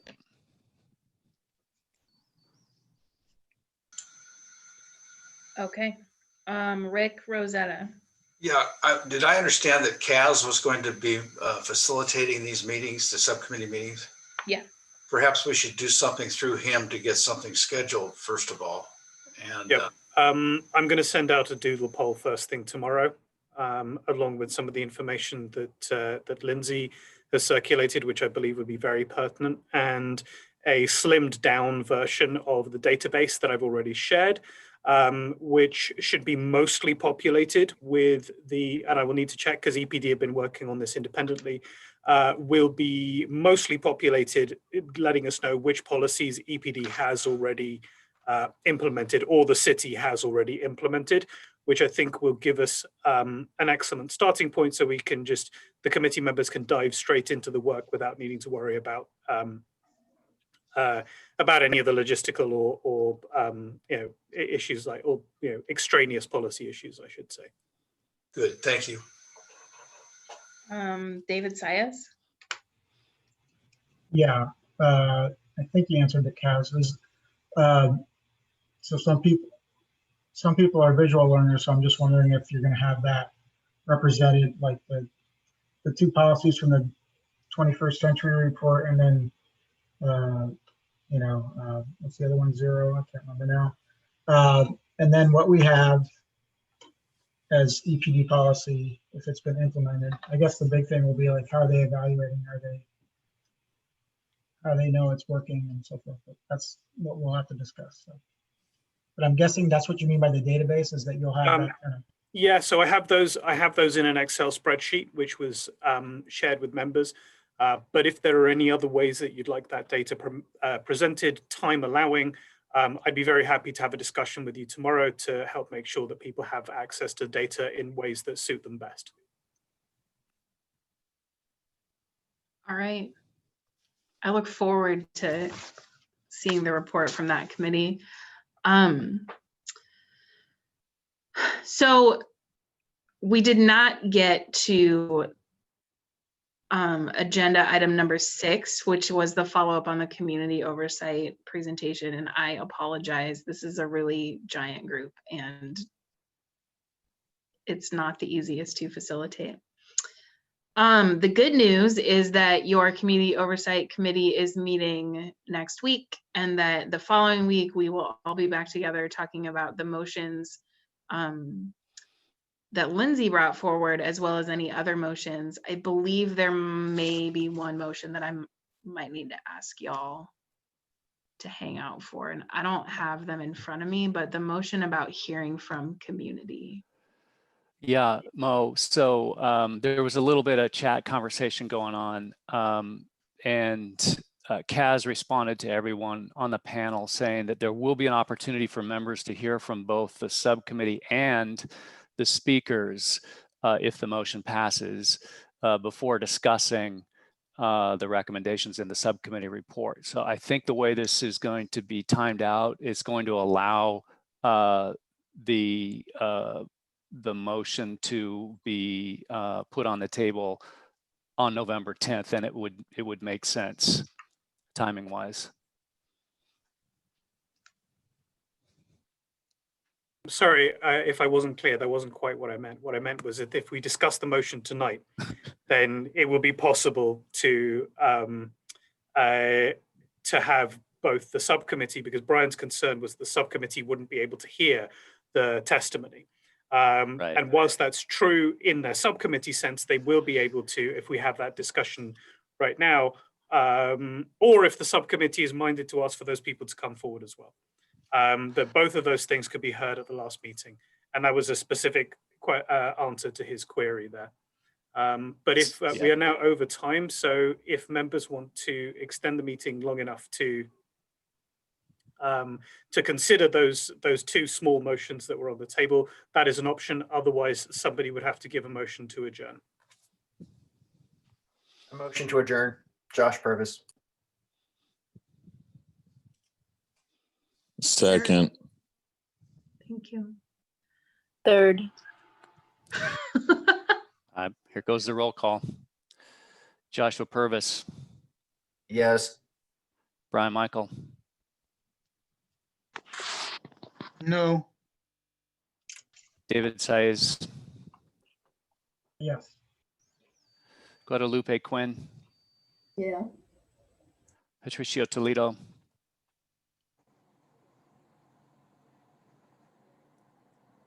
Patricia. Betsy Davis. Yes. Marty Wilder. Abstain. Ems Avalos. Now I would like to hear the motions. Rick Hamilton.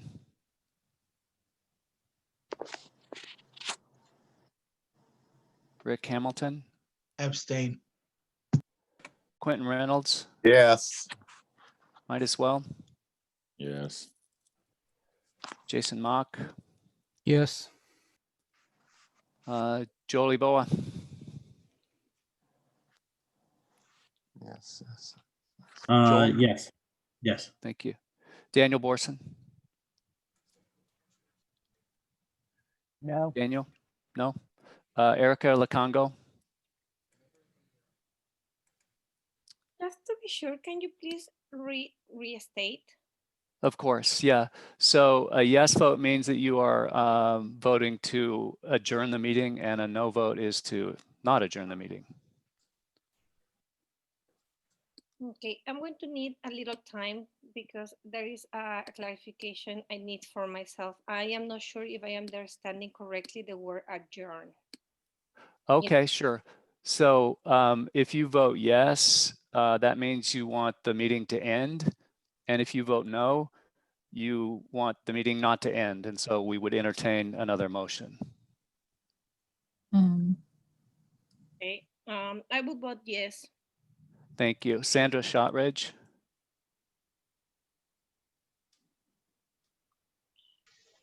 Sandra, Sorry about that. Yes. thank you. Silverio, Abstain. Macy Davis, Abstain? Lindsay Foltz, No. Rick Rosetta, Yes. Ib Hamidi, Yes. Leticia Cerna, Yes. Marvin Raval, Yes. Leah Edelman, Yes. Justin Meyers,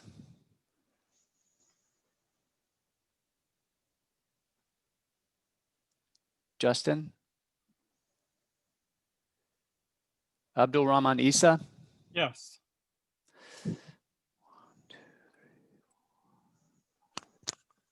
Can I ask something? just a moment, please.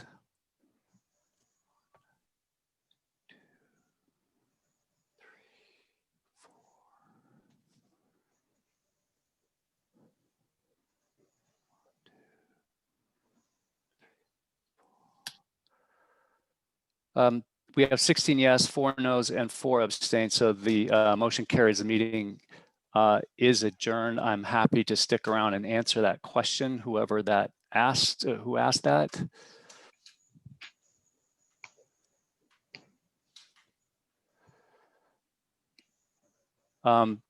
Okay, feel free to bring me up with an email, and I'm happy to address it. But Mo, it looks like our meeting is adjourned tonight.